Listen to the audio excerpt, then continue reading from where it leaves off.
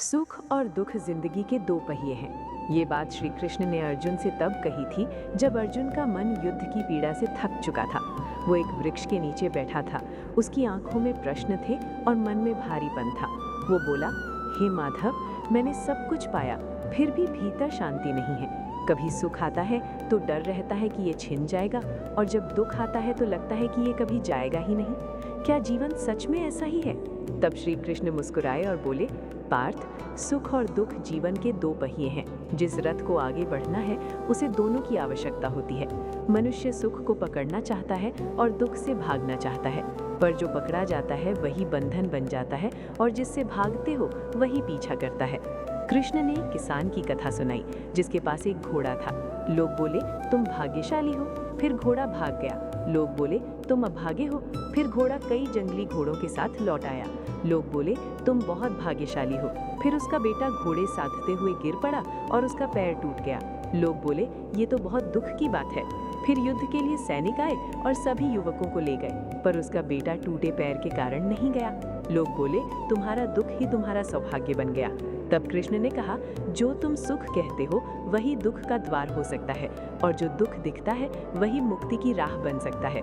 अर्जुन ने पूछा, जब दुख आता है तो मन व्याकुल हो उठता है, तब क्या करूं? कृष्ण बोले, शांत बैठो। जैसे आंधी में पेड़ झुक जाता है और वही बचता है, वैसे ही जो झुकता है वही बचता है, जो अकड़ता है वही टूटता है। हर पीड़ा में एक संदेश होता है। अगर तुम भागोगे तो वो बार बार लौटेगा, अगर बैठकर सुनोगे तो वो तुम्हें बदल देगा। संसार एक तरंग है, सुख शिखर है, दुख गर्त है, पर सागर दोनों से अछूता रहता है। क्या तुम तरंग बनना चाहते हो या सागर? अर्जुन की आंखों में आंसू आ गए। कृष्ण बोले, जो बदलता है वो तुम्हारा नहीं है, जो टिकता है वही तुम्हारा स्वरूप है। तुम परिस्थिति नहीं हो, तुम अनुभव हो। दर्द को मत रोको, उसे समझो, वो तुम्हें तुम्हारे भीतर ले जाएगा। जिस दिन तुम सुख में भी स्थिर रहोगे और दुख में भी शांत, उसी दिन तुम मुक्त हो जाओगे। अर्जुन ने सिर झुका दिया और उसके भीतर एक नई शांति उतर आई।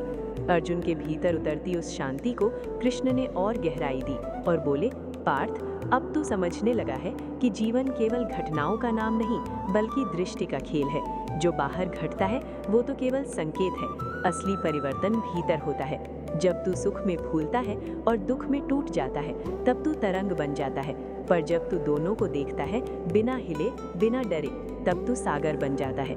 लोग आते हैं जाते हैं, परिस्थितियां बदलती हैं, समय बहता है, पर तू वही रहता है जो इन सब को देख रहा है। ये देह भी बदलेगी, ये नाम भी छूटेगा, ये संसार भी मिटेगा, पर जो देखने वाला है वो कभी नहीं बदलता। इसलिए अपने को उस देखने वाले से जोड़ और जो कुछ भी आए उसे आने दे, जो जाए उसे जाने दे। ना रोक ना भाग, केवल साक्षी बन जा, क्योंकि साक्षी बनने वाला कभी बंधता नहीं। जब तू ये समझ लेगा तब तू देखेगा कि दुख तुझे तोड़ने नहीं आया था, वो तुझे खोलने आया था, और सुख तुझे भरने नहीं आया था, वो तुझे परीक्षा में डालने आया था, ताकि तू दोनों से ऊपर उठ सके। अब तू जान गया है कि जीवन का रहस्य संघर्ष नहीं समर्पण है, और समर्पण हार नहीं बल्कि सबसे बड़ी शक्ति है, क्योंकि जो झुक जाता है वही टूटने से बच जाता है, और जो सब छोड़ देता है वही सब पा लेता है। यही है कृष्ण की वाणी, यही है सुख और दुख के पार का सत्य, यही है जीवन की मुक्ति।